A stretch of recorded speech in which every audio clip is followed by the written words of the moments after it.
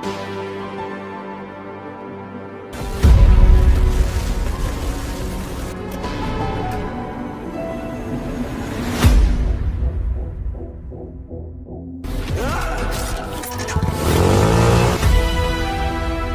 And welcome to Bollyground studios.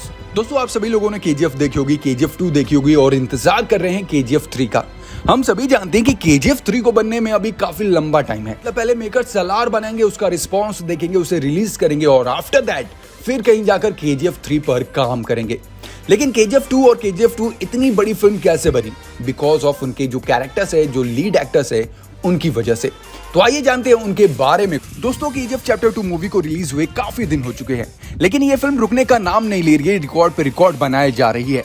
और देखा जाए तो इसके साथ जितनी भी फिल्में रिलीज हुई है, कोई भी इस फिल्म को टक्कर नहीं दे पाई। दोस्तों, हम सभी जानते हैं कि केजीएफ 2 को बनाने में कास्ट को काफी मुश्किलों का सामना करना पड़ा। केजीएफ एक ऐसी फिल्म है जिसके हर कैरेक्टर को बारीकी से चुना गया। रॉकी के लिए यश, अधीरा के लिए संजय दत्त, रमिका के लिए रवीना टंडन और रीना के लिए श्रीनिधि शेट्टी। ये सभी के सभी मेकर्स के लिए पहली चॉइस थी। लेकिन इनके अलावा जो भी किरदार हमें फिल्म में देखने को मिले, उन सभी का मूवी की सफलता में बहुत बड़ा हाथ था।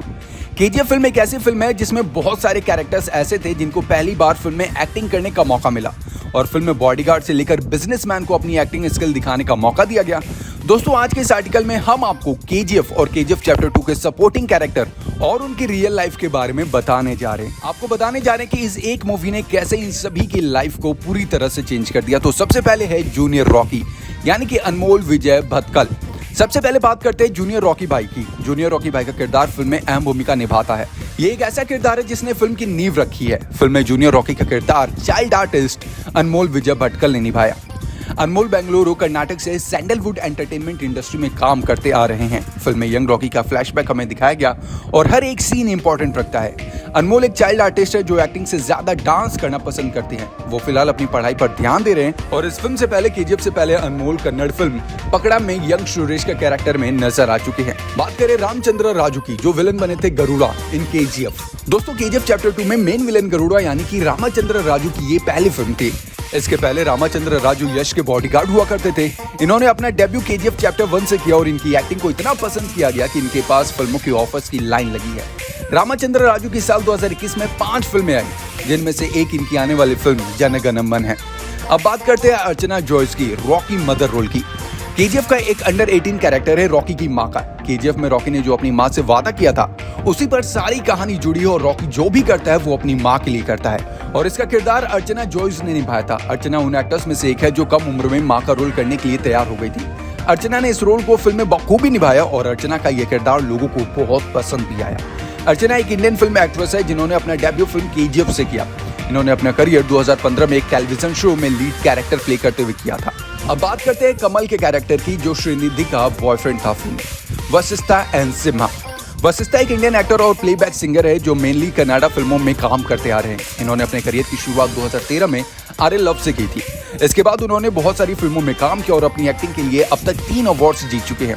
केजीएफ में वशिष्ठा ने कमाल का किरदार निभाया था, जो कि रीना का मंगेतर होता है और इसमें वो रॉकी को मार देना चाहता है। अगला कैरेक्टर है विनय बिडापा। गरुड़ा के छोटे भाई विराट का रोल हालांकि छोटा ही था, लेकिन ये एक मिस्टीरियस किरदार था जो रॉकी को मारकर केजीएफ पर राज करना चाहता था। ये रोल विनय बिडापा ने प्ले किया था, जो कि एक कन्नड़ एक्टर है और इन्होंने बहुत सारी मूवीज के अंदर सपोर्टिंग रोल प्ले किया है। हालांकि केजीएफ से विनय को एक अलग पहचान मिल गई, जिससे उन्हें और फिल्मों में अच्छे रोल मिलने की उम्मीद है।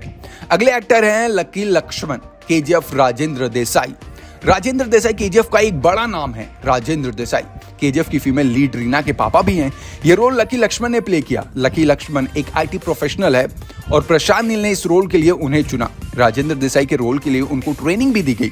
इन्होंने कन्नड़ फिल्म कब्जा में काम किया।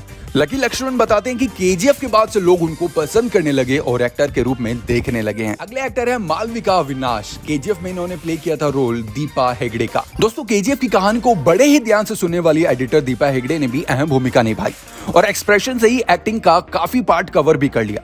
दरअसल ये किरदार मालविका अविनाश ने निभाया। मालविका एक Indian spoke person, television personality और कर्नाटक की पॉलिटिशियन भी है। दीपा मलयालम, कन्नड़ और तमिल फिल्मों में काम कर चुकी है और 1988 से अब तक 23 कन्नड़ा फिल्म, 2 मलयालम फिल्म और 13 तमिल फिल्मों में काम किया है। इसके अलावा इन्होंने टीवी शोज भी किए हैं। दीपा को best actress award bye Tamil Nadu government से भी सम्मानित किया गया है। अगले एक्टर है गोविंदे गोवड़ा। फिल्म में 24 न्यूज के प्यून का एक बहुत ही डीप कैरेक्टर दिखाया गया, जिसने फिल्म में हमें हंसाया भी है।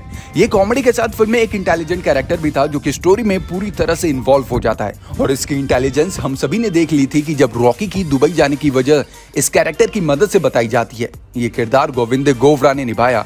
गोविंदे एक इंडियन कॉमेडी एक्टर है जिन्होंने केजीएफ के अलावा दिलमार और बाकी मूवीज में काम किया है। अगले एक्टर हैं Eshwari Rao, KGF supporting character in Hindi. जिस एक्टर को टीजर और ट्रेलर में दिखाया जाता है उससे हमारी एक्सपेक्टेशन और भी बढ़ जाती है, लेकिन साथ ही हम काफी कुछ अंदाजा भी लगाने लगते हैं। ऐसे ही एक एक्टर है फरमान की माँ का।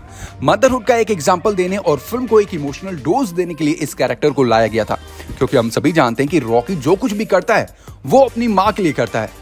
इस किरदार को ईश्वरी राव ने निभाया है। ईश्वरी एक इंडियन एक्टर है जो तेलुगु, मलयालम, तमिल और कन्नड़ा फिल्मों में काम करती है। ईश्वरी 1990 से लेकर 1999 तक लीड रोल प्ले करती रही, लेकिन बाद में 2000 से सपोर्टिंग रोल प्ले करना शुरू कर दिया। अगले एक्टर है हरीश राय। उस कासिम चाचा को कौन भुला सकता है जो हमेशा ही केजीएफ यानी कि रॉकी भाई का साथ निभाता है। दोस्तों, यंग रॉकी से लेकर एडल्ट रॉकी तक हमेशा साथ देने वाले कासिम चाचा को हम कैसे भूल सकते हैं। वही कासिम चाचा का रॉकी पर भरोसा भी एक स्ट्रॉन्ग पॉइंट है। वही फिल्म में लास्ट तक दिखाया गया ये किरदार हरीश राय ने निभाया है। हरीश राय एक इंडियन एक्टर है जिन्होंने साल 1995 से 2022 तक टोटल 14 फिल्मों में काम किया और सभी फिल्मों में अपने रोल के साथ न्याय किया है।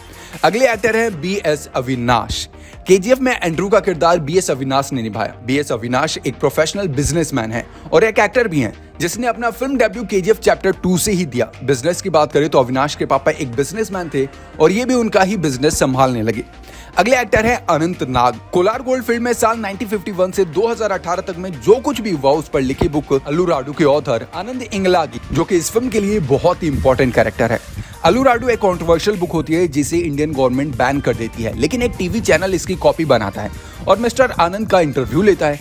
ये किरदार अनंत नाग ने प्ले किया। अनंत नाग एक इंडियन एक्टर हैं जिन्होंने मलयालम, तेलुगु, तमिल, मराठी, कन्नड़ और हिंदी फिल्मों को मिलाकर लगभग 223 फिल्मों में काम किया है। इसके अलावा टेलीविजन शो भी किया है। दोस्तों, अनंत नाग लगातार 6 फिल्म फेयर अवार्ड और साउथ के बेस्ट एक्टर के रूप में जाने जाते हैं। अगले एक्टर है दिनेश मंगलुरु। केजीएफ में बॉम्बे के डॉन रॉकी के बॉस है, लेकिन तब तक जब रॉकी मुंबई में था। यह किरदार दिनेश मंगलुरु ने प्ले किया, जो कि रियल लाइफ में फिल्म आर्ट डायरेक्टर है। दिनेश का आर्ट वर्क कन्नड़ा, तेलुगु और मलयालम के साथ साथ हिंदी लैंग्वेज की मूवीज में भी रिलीज हुआ है। अगले एक्टर है अच्युत कुमार। यहाँ गुरु पांड्यन केजीएफ का एक मिस्टीरियस कैरेक्टर है जो कि पहले गरुड़ा और फिर रॉकी को धोखा देता है और पूरी केजीएफ हो रहे इवेंट्स के पीछे इन्हीं का हाथ है। ये किरदार अच्युत कुमार ने निभाया। अच्युत कुमार एक इंडियन एक्टर है जो मेनली तो कन्नड़ फिल्मों में काम करते हैं, लेकिन साथ ही मलयालम, तमिल फिल्में भी कर चुके हैं। अच्युत ने अपना फिल्मी करियर 2000 से शुरू किया और अब तक 130 फिल्मों से ज्यादा में काम किया है। अगले एक्टर है राव रमेश, जिन्होंने सीबीआई अफसर का रोल प्ले किया। वहीं चैप्टर 2 में पीएम को यश के बारे में बताते हैं और फिर दुनिया को केजीएफ के बारे में पता चलता है। फिल्म में इन्होंने भी काफी अच्छा रोल प्ले किया जो कि तारीफ के लायक है। राव रमेश साउथ के काफी पॉपुलर एक्टर है जिन्होंने बहुत सी फिल्मों में काम किया है और ये अक्सर बड़ी साउथ की फिल्मों में नजर आ ही जाते हैं।